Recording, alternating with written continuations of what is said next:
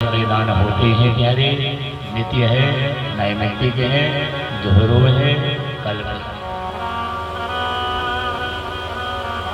तो सुमति ने सोच विचार करके अपने बेटे का नाम ध्रुव रख लेती है और ध्रुव के नाम से पुकारी है। धीरे धीरे पुत्र बालक ध्रुव बड़ा हुआ है। एक दिवस राजा बैठे हैं, आया है और पिता की गोद में बैठ जाता है। राजा बड़े दुलार करे है, सिर में हाथ फेरने लगे। बच्चों के सिर में हाथ फेरना ही चाहिए। हमारे यहाँ की जो रेखाएं रहती हैं, ये रेखाएं बाल बच्चों के भाग्य को बढ़ा देती हैं, इसलिए सिर में हाथ अवश्य ही फेरना चाहिए। इसीलिए वेदों ने कहा है, 12 ही पोते पिता के घर माँ 12 ही पोते। खेती उपजे अपने कर्मा,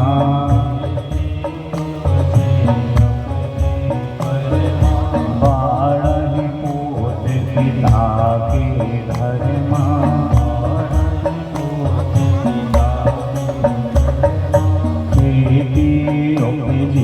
अपने कर्मा,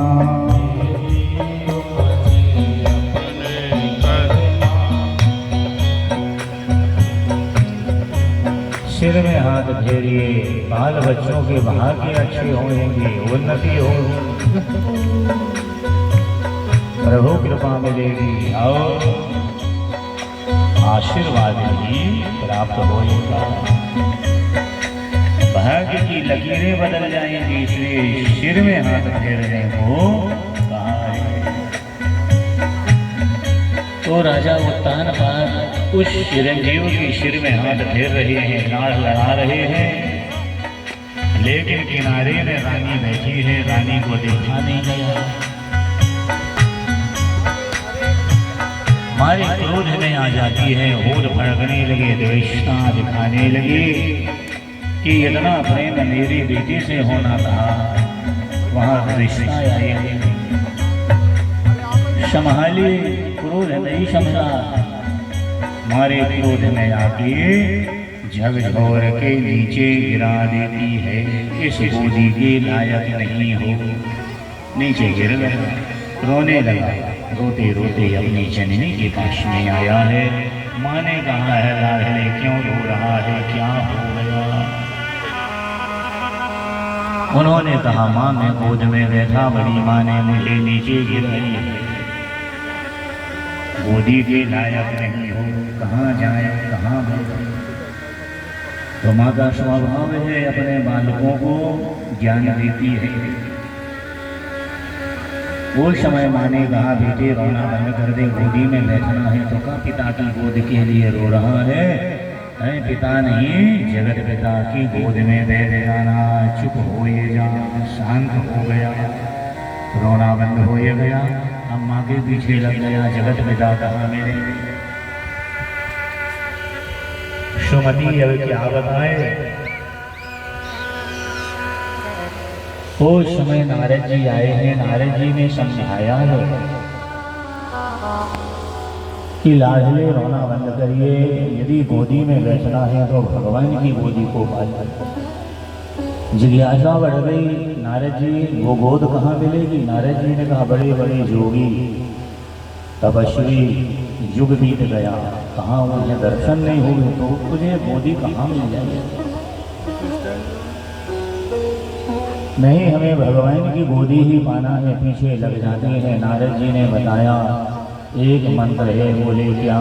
ओम नमो भगवते वासुदेवाय, 12 अक्षरे मंत्र। ये 12 अक्षर का मंत्र है। इस मंत्र को जप लेना। कहाँ जपेंगे? उन्होंने कहा, हर जगह जप सकते हैं, लेकिन कुछ स्थान भगवान ने नियत कर दिया है, जो भगवान छोड़े नहीं है, आज भी वहाँ उपलब्ध है, उपस्थित हैं। बोले डाकोर, द्वारिका, मधुबन, श्रीमद् भागवत, पुलह आश्रम, गंडकी नदी के किनारे ये भगवान की मुख्य स्थान है। इतने स्थान में भगवान मिल जाएंगे। जितना बताइए नारद जी चले जाते हैं। बालक ध्रुव के मन में इच्छाएं हो गई कि हमें भगवान की गोदी पाना है। तो अपनी मन में भाव बनाया कि जब तपस्या को जा रहे हैं तो पहले जिस माँ ने नीचे गिराया है हाथ पकड़ के उसी माँ को प्रणाम करें, पिता को प्रणाम करें, फिर अपनी माँ को प्रणाम करेंगे और यहाँ से चले जाएंगे। अपनी माँ के पास में आया है, प्रणाम किया, लेकिन वो माँ आशीर्वाद भी नहीं दी, चुपचाप बैठी रही। कस्तूरी की प्यारी करो, केसर की बनी खा, और पानी लिया गुलाब जले, कहो प्याज की गान। कस्तूरी की क्यारी बना के, केसर की खाद डाल के, ये पानी ना डाल के गुलाब जल भी यदि सींचा जाए तो प्याज की गांठ प्याज ही रहेगी, उसमें आलू नहीं बनेंगे, वो प्याज रही रहेगी, स्वभाव नहीं बदलेगा। इसी प्रकार से उनका स्वभाव नहीं बदला, ना बदले। प्रणाम कर लिया, अपना कार्य कर लिया और वहाँ से चला तो पिताजी को प्रणाम किया और अपनी माँ को प्रणाम करके और वहाँ से मधुबन के लिए रवाना हो जाते हैं, जा रहे हैं। रास्ते में शकुन हो रहे हैं, वेद कह रहे हैं कोई भी काम लेके हम जाएं तो रास्ते में ही पता लग जाता है कि काम बनेगा या बिगड़ेगा। बारीकी से चलना पड़ेगा। कुछ चीजें ऐसी हैं जो रास्ते में ही पता लग जाता है। बोले क्या है? बोले यदि हम जा रहे हैं तो चलते चलते यदि हमारे दाहिने तरफ 10-20 कौवे यदि बैठे मिल जाएं तो समझ जाना कि आज काम बनने वाले हैं। सामने दही के दर्शन हो जाए, नेवला के दर्शन हो जाए, घड़े में जलने की कोई स्त्री चली जा रही हो, उनके दर्शन हो जाए, शव यात्रा के दर्शन हो जाए, गाय बछड़े के दर्शन हो जाए तो समझ जाना शुभ घड़ी चल रही है, काम बन जाएंगे। दाहनी काग सुखेत सुहावे, दाहनी काग सुखेत सुहावे, नकुल तरसु सब काहू पावे, नकुल तरसु सब काहू पावे। दाहिने तरफ कौवा बैठे मिल जाए 10-20 कौवा तो समझिए कि जिस काम से हम जा रहे हैं काम हमारे बनने वाले हैं। सामने से नेवला निकल जाए, नकुल माने नेवला, काम बनने वाले हैं। और आगे चलो,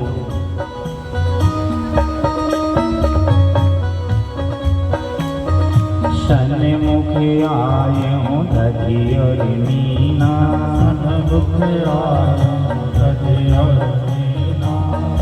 दही के दर्शन हो जाए, केवल मछली पकड़े जाल फंदे में ला रहा हो, उस केवटा के हाथों की मछलिन के दर्शन हो जाए तो समझिए कि काम बनने वाले हैं।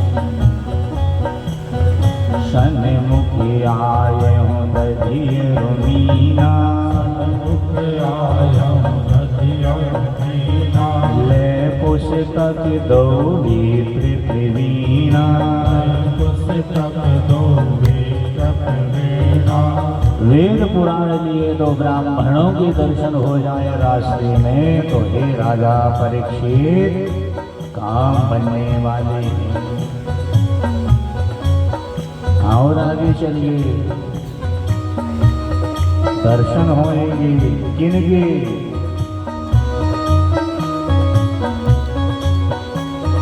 साघट साबल आवे नारी, साघट साबल आवे नारी।